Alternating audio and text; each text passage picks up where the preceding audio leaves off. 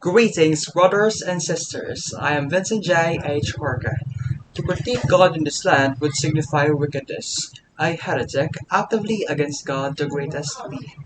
Indeed, this speech is a death wish in this society wherein Christianity is deemed untouchable, high above the pedestal. But why? Why hold such a high standard? As much as I would be willing to disprove God's existence, I would instead question God as a being, as a character.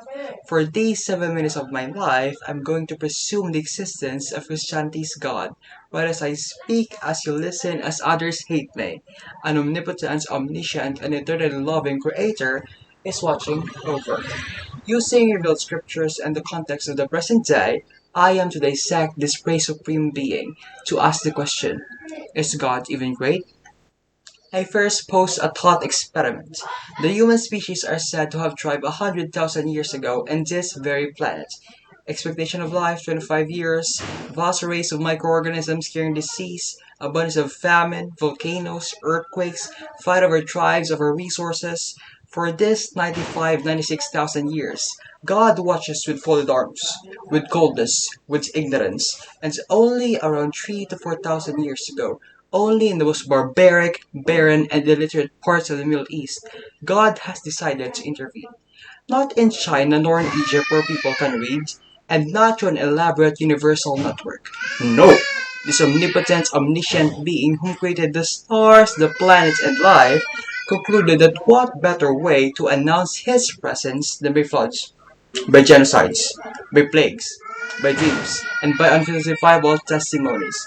And if these does not in any way pronounce his authority, he does not know what will.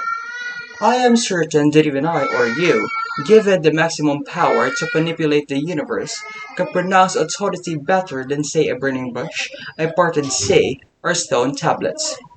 Secondly, God too is said to hold absolute love.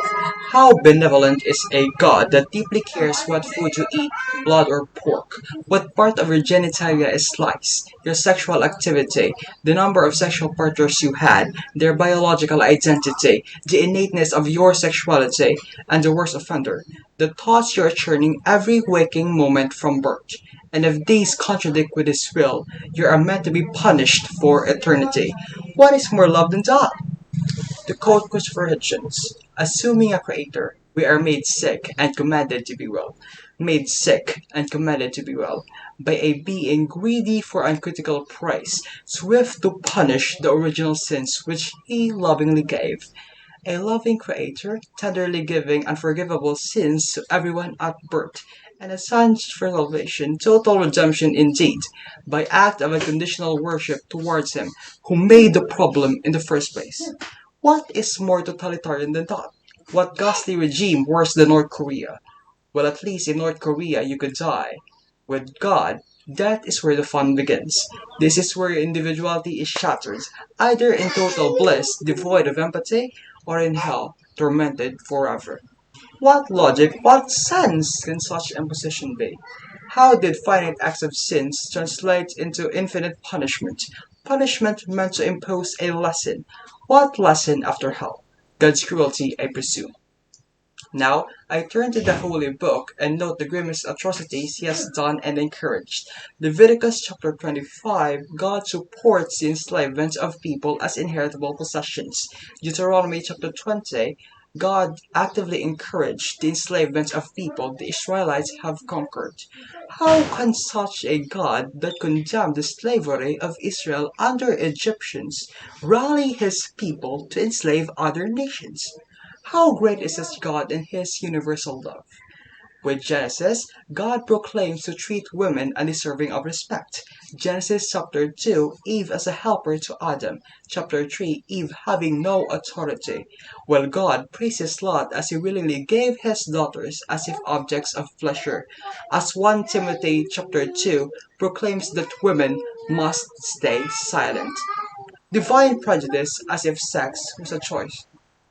Painted using scripture, what lies is an immoral, psychotic being.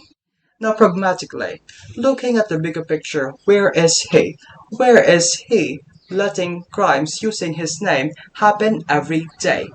The bombing of Asian sites, the rape of South America, the Iraq War, the rape of pre-colonial Philippines. Is he indifferent towards it? Does he not care about the people who used his name as a scapegoat to inflict the most heinous crimes imaginable? The abuse of children under the church acts too grim to even state. Where is justice then? Where is his love? Where is his morals? As prejudices are saw the generation using archaic doctrines in his name. Why is he hiding? Why, when the world needs him the most, he slumbers in the heavens? Why favor the conflicts of 18th century barbaric nomads when the world is corrupted with expanding evil as I speak? Who but a slave would want to adhere to such a delinquent being? His ignorance and his totalitarian regime, a celestial North Korea where death is not an escape, wherein in birth we are shackled by his will. Those who bring themselves to believe in the greatness of such God convict themselves of first stupidity and immorality. How can you possibly praise such being without surrendering your most critical faculties?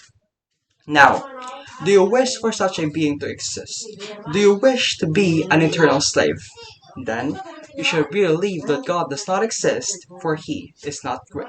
Thank you.